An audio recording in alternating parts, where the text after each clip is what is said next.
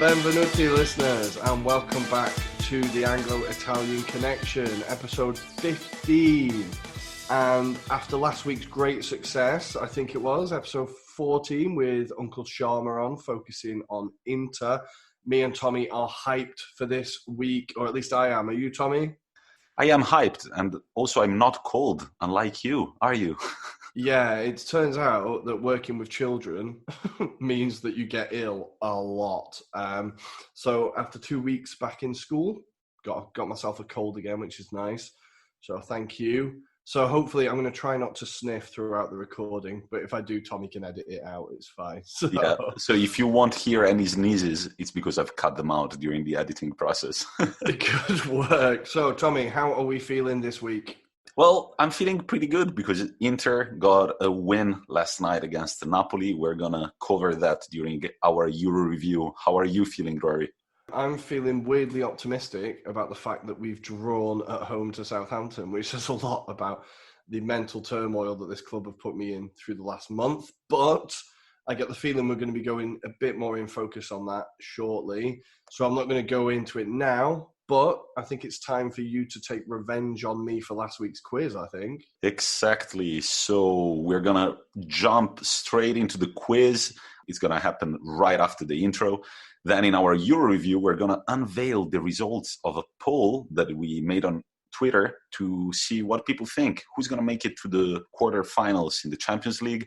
And then we're going to break down Serie A and Premier League action.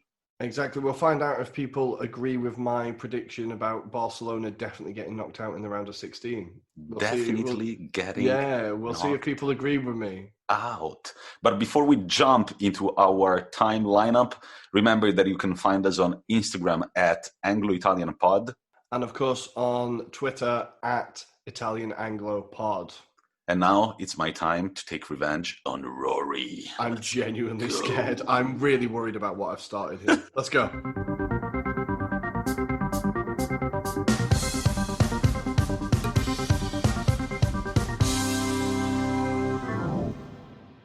And here we are with our weekly time lineup, aka the most complicated game you could possibly explain to someone who is trying to play.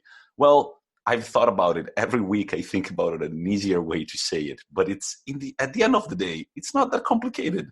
I don't think so. If you've been listening for a few weeks now and you've not got it yet, I think the problem's yours and not ours. So I think that's fine. Wow. I mean, the format, not the answers, right? Yeah, exactly. So basically, 4 events in football history. You and Rory have to try and put them in chronological order. You will score an X number of points of that. If you're Rory, usually 0. Or if you're me last week, 0. And then one of the events featured will be a game. So to add points to your score, you will have the possibility to guess one of the 2 teams' lineups. Today, Rory, how are you feeling? Like I said, I feel like I set a dangerous precedent last week. I think the events I picked weren't too difficult, but from an English point of view, I feel like the game I picked was very difficult. And once I looked at the Arsenal team, I was like, oh, I don't know how many of them I would have got. So, yeah, I'm basically worried about what I've started. All right, so today what I'm trying to prove to Rory is that you can make a hard quiz without impossible events to guess. Rory's events weren't impossible, but the very difficult thing for me last week was to try and remember when the Premier League started. But Rory, if you're ready, I'm going to give you our 4 events. I am ready. Okay, listeners, Rory, listen up. Here go the 4 events. Number 1, Zinedine Zidane signs for Juventus from Bordeaux.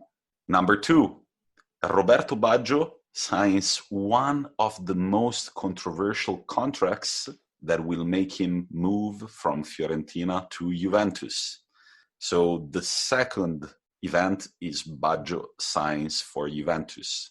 Third event, Manchester United win their second Champions League. Of course, you know what time period we're talking about. And finally, Clarence Seedorf wins his very first Champions League with Ajax. I think, weirdly, I know the year. I'm not going to say it because I'm just going to make myself look like an idiot. I think I might know. Well, like that's a different from any other episode, but I think I might know the exact year for 3 of them, maybe 2. Which? Tell me. I think maybe Seedorf winning the Champions League, United winning the Champions League. Their second one. I definitely know the year. Seedorf winning, I think I know that, and So Zidane, I think maybe I know the year. So if you had to guess right now, but of course this doesn't count, which event would you put first and which event would you put last? I put Baggio last and United. No, wait, Baggio first and United last. All right, we shall see. Listeners, I repeat the 4 events for you in no particular order. Zinedine Zidane signs for Juventus. Roberto Baggio signs for Juventus.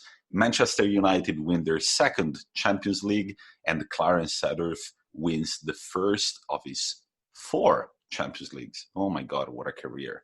One of my favorite players for and a Intersold reason. Them, right? Intersold, that's the guy Intersold, right? Yeah, that's the guy Intersold. Yeah, that's the 1990s Ericsson, I think. But good old Sven. Was it Sven? That's not. I don't know. I don't know who it was, but somebody who shouldn't have done that.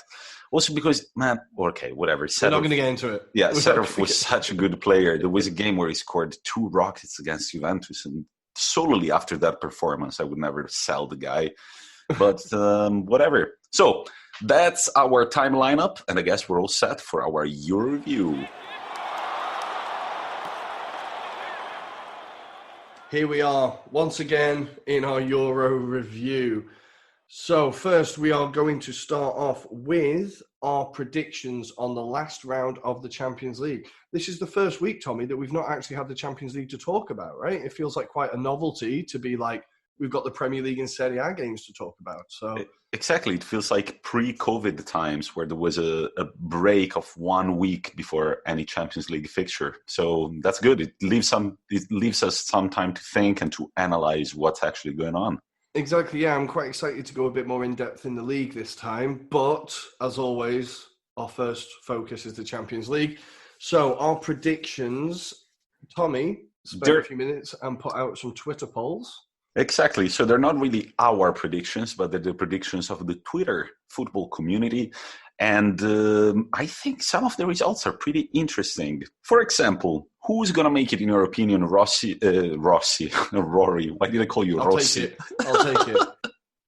That would be, the ultimate Italian last name, Rossi, right? So, for example, Rossi, in your opinion, who's going to make it between Manchester City and Borussia Mönchengladbach? Now, I think your head probably says Man City, but as I have mentioned before, I think Borussia Mönchengladbach are this year's Atalanta, so it will not be easy for City. I could see them being surprised, but Guardiola should have enough to get past them, you would think, over 2 legs. Our poll says 73% of people think Man City are going to go through, and 27%, which is not that low, say that Borussia Mönchengladbach are going to go through. But a very interesting one was the poll about Bayern München and Lazio.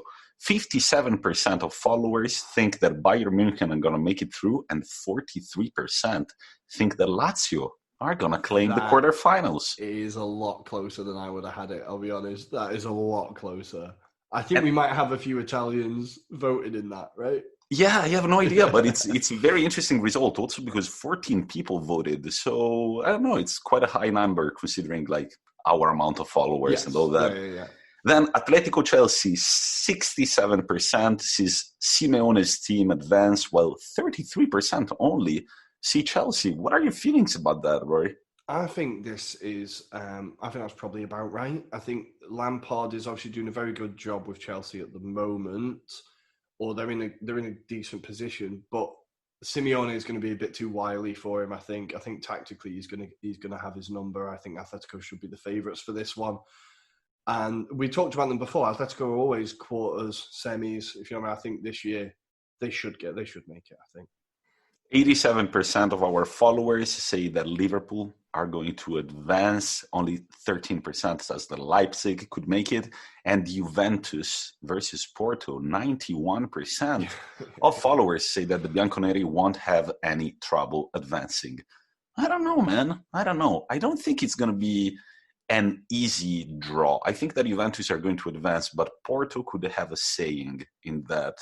I think it's not going to be, it's not going to be a rollover for Juventus, but Juventus will get through. I think Liverpool, they should see Leipzig off, but I think maybe they'll struggle in Leipzig, but at Anfield, they'll get the job done, I think.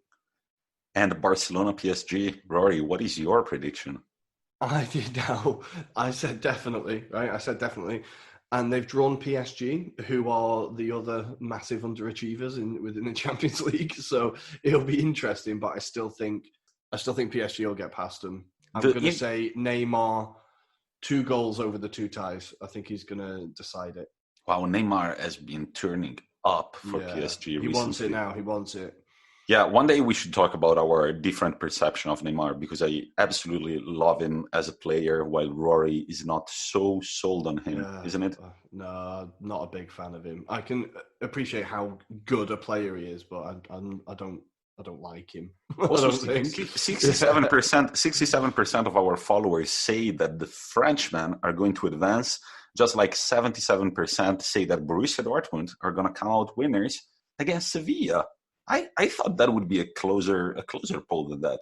Yeah, this is a weird one, especially with Dortmund recently sacking Lucien Favre. I think that could make a big difference. They were starting to falter under him and getting some strange results in the Bundesliga. They lost 5-1 to Stuttgart at the weekend. Obviously, that triggered him being sacked. So I think, maybe now it will be a bit more comfortable for Dortmund to get through. Now there's like a new impetus, new manager bounce, etc. But I think Sevilla are no mugs, as we know, and now they can't fall into the Europa League. They're going to focus on the Champions League fully, I think. Yeah, I think for a team that has won the Europa League for so many years, I think their fan base also wants to see them try and make a statement in the Champions League as well. Yeah. And finally, a very interesting matchup. I knew this one would be a close one. Atalanta or Real Madrid? Rory? Now, this is an intriguing one, right? This is a really intriguing one because Real Madrid somehow managed to go through top of the group. I'm still not sure how. The team still don't look great. They really don't look great. Atalanta, you never know what's going to happen, right? They get rolled over 5-0 by Liverpool one week, whatever it was, and then they beat them the next. You never know which Atalanta is going to turn up and what's going to happen. So it's an intriguing one. I'm going to say Real Madrid, but I would love to see La Dea go through and knock out Real Madrid. Yeah, that would be the ultimate statement in Europe, I think, for Atalanta. 58% of our followers say that Real Madrid will make it through, and 42% say that the Bergamaschi are the ones that will claim a spot for the quarterfinals. Keep in mind that all these fixtures are going to be played no sooner than February. There is the January transfer markets in between, so anything can happen. Rory, what should we start from next? Serie A or Premier League? Let's go to Italy. Let's go to Italy. So I want to start off saying that as a Milan resident and as a child who was born in 1992 and grew up seeing this intense competition between Inter and AC Milan, I am very delighted to see that the two teams from my city are top of the table.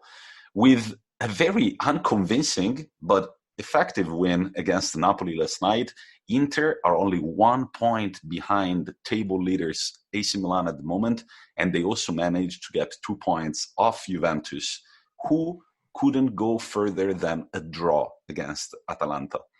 Now, this upcoming weekend is going to be very, very interesting because AC Milan are facing one of this year's revelations, Sassuolo, even though they haven't quite been performing over the last 5 games, while Inter Milan have a seemingly easy game against Spezia.